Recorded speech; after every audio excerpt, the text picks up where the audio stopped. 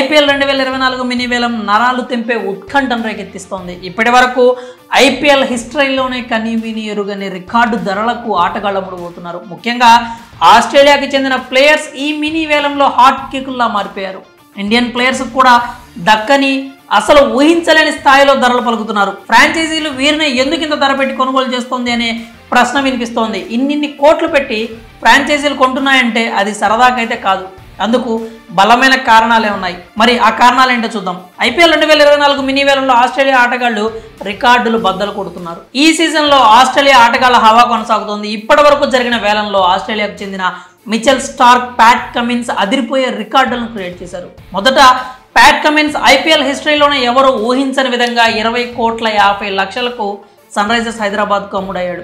అందరూ ఏంటి కావ్య ఇంత ధర కొనుగోలు చేసింది అంటూ నోరెళ్ల పెట్టారు. అప్పటికే ఆస్ట్రేలియాకి చెందిన ట్రావిస్ హెడ్ని సన్ రైజర్స్ హైదరాబాద్ 6,80,00,000 పెట్టి కొనుగోలు చేసింది. మళ్ళీ ఇన్ని కోట్లు పెట్టి కమిన్స్ని ఎందుకు కొన్నారు అంటూ ప్రశ్నించారు. అయితే సన్ రైజర్స్ హైదరాబాద్ జట్టుకు ఒక బలమైన జాతీయ జట్టుకు కెప్టెన్గా వ్యవహరించి కప్పులు సాధించిన ఒక కెప్టెన్ లేడనే చెప్పాలి. అందుకే ఆ వెలితిని పూడ్చడానికే ఎస్ఆర్హెచ్ కమిన్స్ని 20,50,00,000 పెట్టి కొనుగోలు చేసిందని అంటున్నారు. ఇదే ఐపీఎల్ చరిత్రలో సరికొత్త రికార్డు అనుకుంటూ ఉన్నారు. అయితే ఆ రికార్డును కూడా తుడిచిపెట్టేయడానికి మిచెల్ స్టార్క్ ఎంట్రీ ఇచ్చాడు.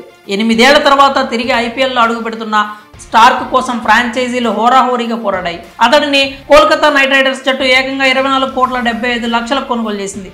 అసలు ఇలాంటి ఒక ధరకు ప్లేయర్ని కొంటారని ఏ క్రికెట్ ఫ్యాన్ మాత్రమే కాదు, క్రికెట్ నిపుణులు కూడా ఊహించుండరు. కానీ మిచెల్ స్టార్క్ మాత్రం అలాంటి ఒక క్రేజీ నెంబర్తో అందరికీ షాక్ ఇచ్చాడు. 2018లో ఆర్సీబీ నుంచి కోల్కతా జట్టులోకి వచ్చిన స్టార్క్ గాయం కారణంగా సీజన్ నుంచి తప్పుకున్నాడు. ఆ తర్వాత రీఎంట్రీ కూడా కోల్కతా తరఫున ఇస్తున్నాడు. ఇప్పుడు అసలు ఆస్ట్రేలియా ప్లేయర్లకు ఎందుకు ఇంత క్రేజ్ అనే ప్రశ్నకు 2 కారణాలు ఉన్నాయి. అందులో మొదటిది ఏంటంటే వరల్డ్ కప్ విన్ అవటం. ఇటీవలే వన్డే వరల్డ్ కప్ 2023 ఆస్ట్రేలియా కైవసం చేసుకున్న విషయం తెలిసిందే.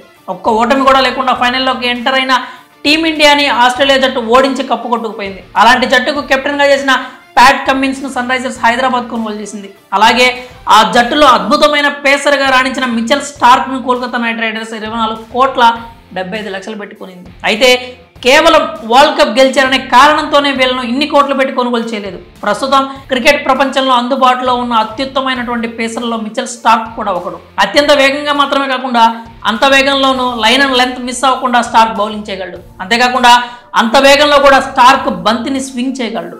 అందుకే కోల్కతా నైట్ రైడర్స్ ఇన్ని కోట్లు పెట్టి స్టార్క్ను కొనుగోలు చేసింది. మరి ఆస్ట్రేలియా ఆటగాళ్లను ఇన్ని కోట్లు పెట్టి కొనుగోలు చేయడంపై మీ అభిప్రాయాలు ఏంటో కామెంట్స్ రూపంలో తెలియజేయండి.